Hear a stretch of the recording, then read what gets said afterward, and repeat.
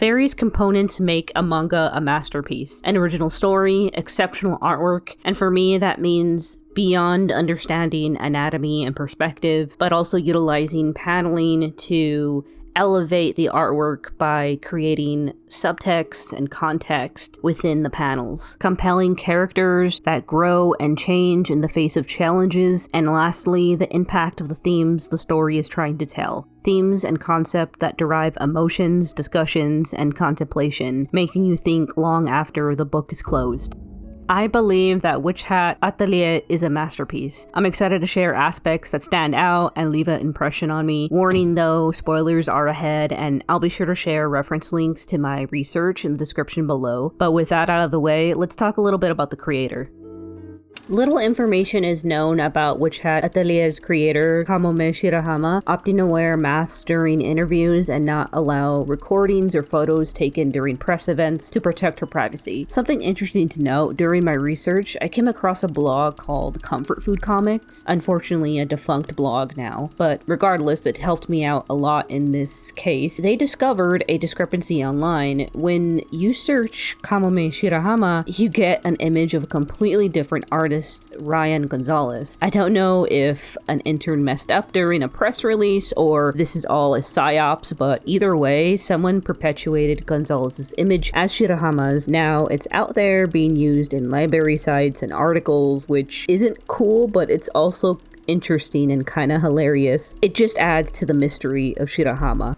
Anyway, what is factually known about her is that she attended Tokyo University of the Arts and graduated with a design degree. She created a few manga before Hat Atelier, a one-shot called My Little Noir, and a miniseries called Eniale and Dulia. I think that's how you say it. Additionally, between 2015 and 2018, she illustrated covers for Marvel and DC, which is super cool. But even though Shirahama was working on incredible projects, making manga was a consistent goal and desire, as amid all these assignments, Shirahama was also working on Hat Atelier. Published in Kodansha magazine Morning 2 in 2016, the reception has been positive, with 5.5 million in sales and receiving various awards such as 2018's Best Seinen Award at the Barcelona Manga Fair, 2019's Daruma Prize at the Japan Expo Awards, and so many more. Part of that critical acclaim is in large part due to the masterful artwork at display. The artwork is reminiscent of fairy tale draftsmanship, with intricate cross-hatching and texture, which fits perfectly with the setting of a medieval fantasy. You can see what I mean in the chapter artwork, where there are beautiful patterns and iconography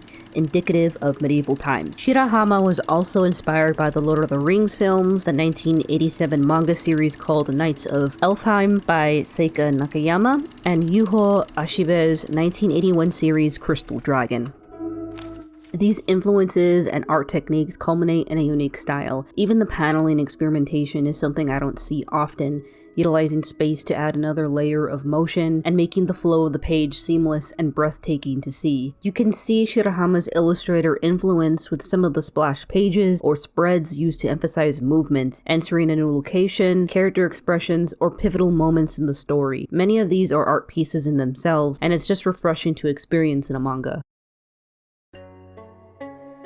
When you look at these pages from Hat Atelier, what genre do you think this manga falls under? Shoujo? Shonen? Well, it falls under seinen, the same genre as Berserk and Neon Genesis Evangelion, which certainly gives an unsettling impression. Generally speaking, the target audience for seinen is young adult males, which can cover multiple subgenres like romance or horror, and may also include graphic violence and sexual content.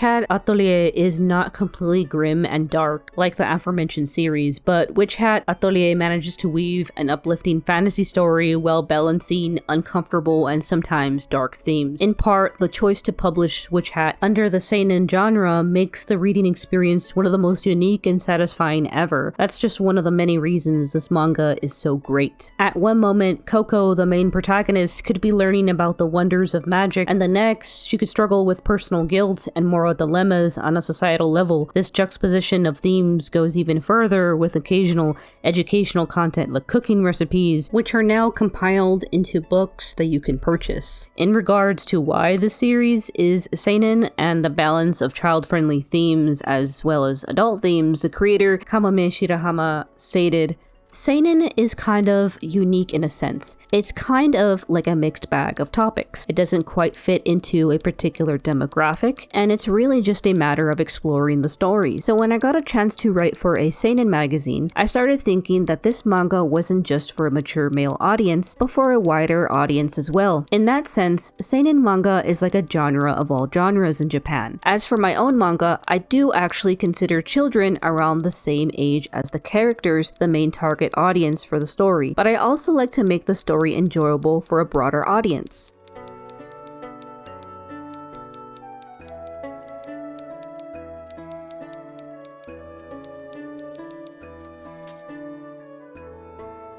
Let's talk about the story now. Another reason Witch Hat is special is its take on the familiar narrative of an outsider entering the world of magic. Its fresh approach to a magic system, immersive lore, and world building hook the reader. Its focus on the perspectives, motivations, and choices of the child characters is particularly noteworthy. The first image you see when you open up volume 1 of Witch Hat is a gorgeous illustration of the main protagonist opening a book and the words coming to life. The text written on the page read, "Is an athlete even from birth? What about astronauts and pop stars? You can't know what you're going to be until you grow up, right? What about witches? Is it the same for them?" A message from the author to its readers about the main theme of Witch Hat and the journey the main character Koko will face and have to answer for herself.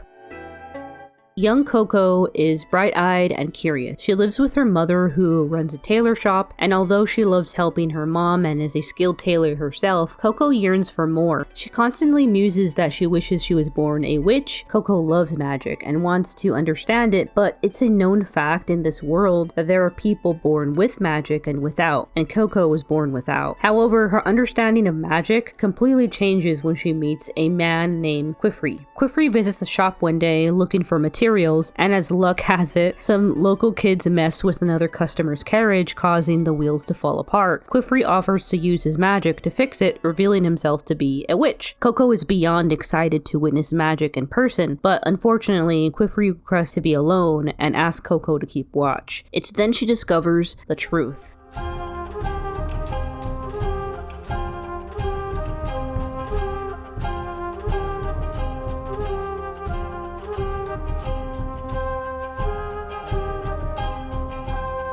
Magic isn't cast by words or a wand, but it's drawn with a pen that looks like a wand on paper. This is shocking news, but Koko needs to act none the wiser while she sends Quifri off. They part ways, but Koko is still processing everything. That night, Koko uses a book and a wand she bought from a witch years ago that contains designs similar to those Quifri drew. With a few strokes of the pen, magic is created. Koko is ecstatic. Her dreams have come true and she can finally become a witch. Throughout the night, she continues to recreate the various spells in the book. Meanwhile, Quifri reflects on his interactions with Koko. During one of their conversations, she mentioned that years ago at a festival, she bought a book from a witch. This troubles Quifri as magic is tightly regulated. Although Koko described it as simply a picture book, he can't help but wonder if that's all it is. After all, magic is created through designs. Is it possible that Koko possesses a spell book? Koko continues to experiment with spells, uncovering various techniques that enhance their strength and effectiveness. Her thirst for knowledge deepens with each successful drawing. As she finishes a new spell, Quifri emerges from the shadows, pulling Koko away from the paper and shooting up into the sky. He demands to know what spell she has created, but she replies that she doesn't know. She's merely copying from a book. The commotion draws her mother outside, but the spell Koko cast quickly spreads before she can grasp the situation. A petrification spell has engulfed their home and her mother. Everything is turned to stone. The picture book turned out to be a forbidden spell book, and Koko just unleashed one of its spells. The primary rule for witches is to keep magic a secret. Once someone discovers it, their memories must be erased. However, due to Koko's memories of the forbidden book, Quifri believes Koko might help lead him to a mysterious group called the Brim-Capped Witches. Keeping his true intentions to himself, he decides to strike a deal with Koko. If she can find another copy of the Forbidden Book and identify the spell she drew, Qufri may be able to reverse it and save Coco's mother. For this, Coco would need to become his apprentice and live as a witch. And that's the first chapter of Witch Hat Atelier, a powerful beginning with so much intrigue and suspense. You can sense the story's grand scale, with so much lore and world building left to discover. From there, the story quickly thrusts Coco into the world of witches. She meets her new roommates and fellow witch apprentices, Tetia, Riche, and Argo. She begins learning the basics of magic and the truth about why the memories of magic were erased from the mass populace, the division between pointed-capped witches that uphold the secrets of magic and the brimmed-capped witches that want to reintroduce forbidden magic to the world. Now, I won't get into all the lore, but I need to explain a few to contextualize this video. Number one, long ago, knowledge of magic was familiar to everyone. You only needed to know the designs and specialty crafted ink to cast spells. The barrier to entry was non-existent, so the world was constantly at war, and dangerous spells were created. Number two, this resulted in a group of witches erasing the populace's memories and only passing magic to trusted apprentices. Number three, forbidden magic is described as magic that directly affects the mind and body, transformation, aging or de-aging spells, teleportation without doors or vehicles, spells that control others' mind or emotion, or those that harm or heal the body, except for making people forget. Number four, there are three categories of witches. There are pointed cap witches that make up the majority. They teach magic to their apprentices and create magical tools to help society. Then there are the Knights Moralis, who are also pointed capped witches, but they specifically investigate cases of misuse of magic. They erase memories. They are the law, basically. And then there are the brimmed capped witches, who are rogue witches that use forbidden magic. They have remained mostly in the shadows, but are orchestrating chaos and events within the story, such as giving Coco a magical book. This story lends itself to discussing various themes, such as the importance of critical thinking in children, the power of creativity and perseverance to solve problems, and the harsh realities that the world is unfair and unaccommodating to those with disabilities. The best representation of these themes is the characters themselves, starting with the main protagonist, Coco. Coco begins the series innocent, believing that magic is solely created to be helpful and make people happy, unaware that magic can cause harm in the wrong hands, and ignorant of the truth. She is one of the many victims of the flawed systems which is created. The decision to have Coco be a child who breaks the rules due to her curiosity and dreams of becoming a witch is believable and inevitable. It also makes for a heartbreaking and compelling arc Coco is undergoing. If she had known about magic in the first place, she wouldn't have carelessly tried to recreate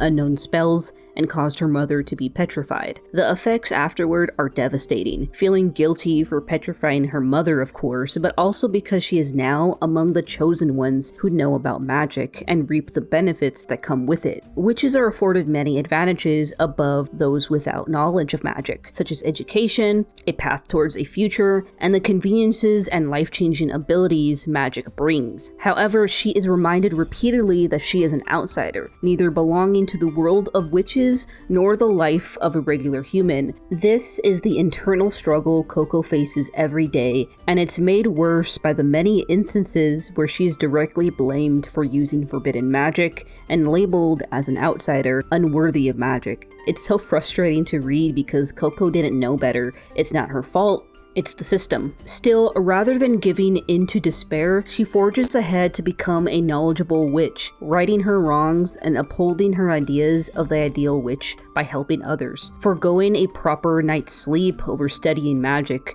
being considered an outsider is emotionally damaging, but it gives her a unique perspective that most witches lack, allowing Coco to problem solve in unique and creative ways and make sure to empathize with people to create magic that makes everyone happy. One of the people Coco helps with her magic is Tarta. He is first seen in Volume 1, but officially meets Coco in Volume 3, Chapter 13. Tarta is an interesting character. Born into magic, conceptually he should benefit greatly from society, yet he struggles to adapt due to a condition called silverwash syndrome, a disease from birth that causes a person to see only silver. He works in a stationery shop called the Starry Sword, with his grandfather, Mr. Nolnua, helping to carve wooden pins hands and mix ink using various herbs and powders to create different effects. He can function in his role with the help of an ordering system. As long as jars remain in a designated, labeled place, he can locate ingredients by counting and reading. When he first meets Koko, an incident occurs where she points out a jar to Tarta and accidentally knocks over a shelf of jars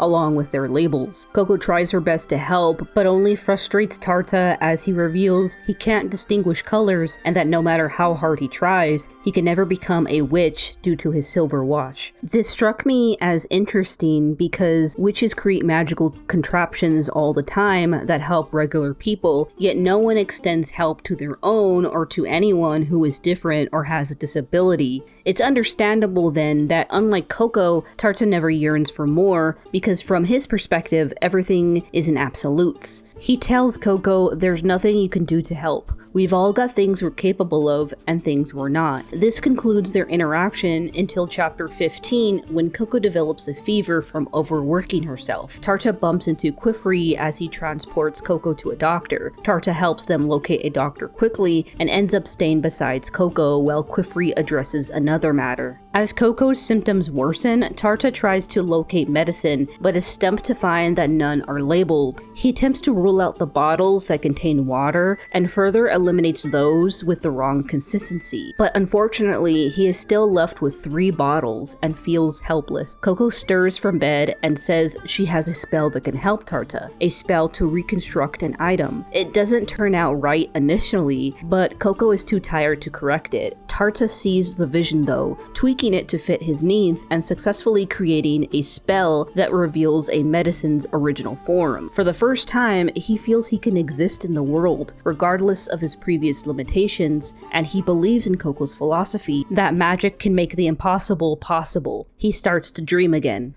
If Koko represents the good that can come from learning about a coveted secret and utilizing its power for positive change, Custas is the complete opposite. Custas has become unstable. It's not clear how far Custas will go with his knowledge and powers, as this is still a developing arc, but I'm getting ahead of myself. Regardless, it has been a tragic yet understandable trajectory to witness. He's the culmination of fears projected onto the pointed-capped witches if their secrets are revealed, the frustrations of the imbalance of power, and the consequences for concealing magic from humanity. Every moral dilemma Koko has faced has brought her to Custas, who is a mirror to Koko. Custas has had a rough upbringing to say the least. Orphaned as a child, he lived on the streets, starving and resorting to hunting birds off the road for a meal. He meets Dagda, who becomes a surrogate father figure and business partner for a traveling performance troupe. His experiences has shaped his perspective, which is mostly concerned with survival and earning money, which makes the events of the bridge collapse more understandable. After Custas is initially saved from the river by Quifri and Arugio, he immediately tries to save the troops' instruments and equipment, causing a mudslide and rocks to crush his legs. Although Koko saved Custas, his legs are severely injured to the point he may never walk again. As you could imagine, Custas does not take the news well. He wears a painfully fake smile every time he talks about his condition, feeling frustrated that he can no longer dance to make money, feeling helpless over not being able to replace the equipment that was washed away by the river, and feeling guilty that Dagda has to take on dangerous mercenary jobs to help with hospital bills. Even the goodwill of his friends Tarta and Koko does little to help his situation. Tarta goes so far as to teach Custas to read and write, and even breaks the rules to teach him apothecary. However, Custas focuses on the immediate return, like selling high-valued plants and ingredients, which I don't think anyone can fault Custas for doing so. Let me put things in perspective. If you're homeless with no education and are given a book as a form of help, sure, education will help in the long run, but it does not solve immediate necessities such as food, shelter, and medical help. Custas is in this position. His mental state teeters as he lashes out at Koko and Tarta, knowing witches are provided free education, shelter, and a guaranteed career path, while he has to fight for his life and struggle to achieve anything. Koko and Tarta recognize how unfair the world can be, but are limited in what they can reveal or help with, as they might get in trouble with the Knights Moralis. So they plan to create a magical tool to help Custas navigate the world and to ensure he doesn't feel alone. And it was a success. They created a cloth that works like wings for Custas, allowing him to fly and glide around. This is fitting as there is an ongoing motif of Custas feeling like a caged bird, and for a brief moment his new wings afforded him freedom from his fate. I wish this is where it ends, but things get worse for Custas. While camping in the forest, both Dagda and Custas are planning to attend a festival, but their merriment is interrupted by an arrow to Dagda's back. Apparently Dagda has been ambushing thieves and taking their loot, and as retribution, the bandits plan to take his life and sell Custas' wings and body on the black market. Dagda fends off the bandits, telling Custas to fly away. Custas feels helpless as he watches the men kill each other. This is probably the darkest the series has been, making it shocking to read and heartbreaking to see a little boy who has just lost everything. Aninia, a brimmed cap witch, stumbles upon the scene and offers her assistance to Custas. He's annoyed at first, pointing out that witches can't heal and that offering help is offensive. However, Aninia claims that the pointed cap witches are false magicians who spread lies and suppress powerful magic useful to people, prompting her to reveal the truth about magic. She then uses a counterclock spell to revive Dagda and transforms Custas' legs into tree roots, allowing them to shapeshift at will. With that, Custas pledges his allegiance to Restes, the mysterious leader of the brimmed-capped witches. Similar to Quifri's relationship with Koko, Restes offers Custas a new path forward, a chance to change fate and realize their dreams. Even though Custas' legs are not fully healed and Dagda is temporarily alive for at most a day, this is all worth it to Custas. He finally has the power to enact change, aligning himself with Restes' goal to uncover sealed away magic, such as healing. Custas is willing to do just about anything to make things right again, even subjecting himself to Dagda's death over and over again. The counterclock spell only restores an object, or in this case, Dagda, the moment before death, and it only lasts for about a day, meaning that Custas has to maintain the spell by continuously drawing directly onto Dagda's deceased body. While Koko vows never to cast forbidden magic, she ultimately wants to save her mother by properly learning magic and proving herself worthy of accessing the knowledge to reverse her mother's petrification. In contrast, Custas is willing to break all the rules and even blackmail his former friends to save Dagda and heal his legs. The character arc of Custas is ongoing, making it tough to foresee how far he will go. He is broken from losing Dagda and resentful towards witches for concealing magical knowledge, yet a glimmer of the old Custas surfaces occasionally with Koko and Tarta, caught off guard by their optimism. Is this optimism justified? Perhaps Koko and Tarta are doing their best within the confines of society, striving to prevent anyone from suffering due to the destruction and dangers that forbidden magic brings. Yet therein lies the contradiction. Koko feels it too, having transitioned from a life unaware of magic to living as a witch. Progress is too slow, and Koko's approach to magic may reinforce the rigid structure of society. In contrast, Custas' stance is entirely selfish. Still, I'm not sure anyone would act differently in his position. The decision to erase the majority of people's memories of magic is unjust, particularly for those without magic and wealth. I hope Custas and Koko can eventually achieve some form of peace.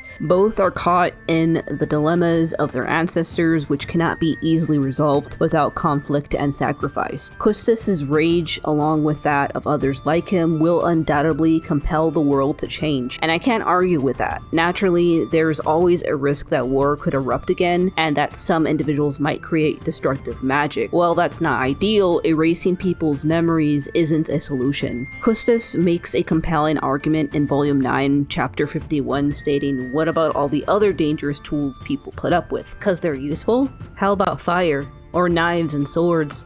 How many people die from those things every day, but people go on using them? Who are you to decide who does and doesn't get to use magic? That's the beauty of Hat Atelier. There's no right or wrong answer. It's a complicated situation with issues all around, but one thing for sure, I don't think things can stay the same. Ultimately, I believe change must happen to create a brighter future with more equality, so I'm looking forward to how Shirahama continues the story, because for better or worse, I'm invested in everyone's future. It really is a good time to be a fan. Not only is there more of the story to look forward to, but there's also an upcoming 2025 anime adaptation. I know for sure it's going to be streaming on Crunchyroll, and I hope to God it'll be on other platforms. Just please, I don't want to go on that shitty site.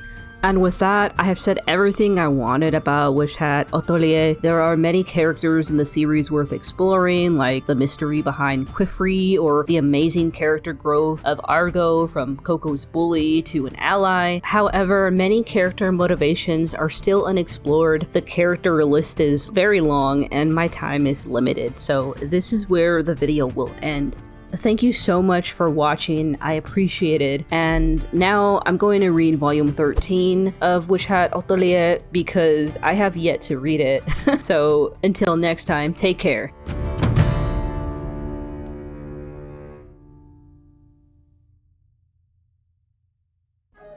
A workshop or a studio, especially one used by an artist or a designer.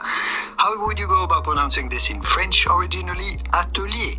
Atelier, but in English or American, this would be said atelier. Atelier. Atelier. Atelier. Atelier. Atelier. Atelier.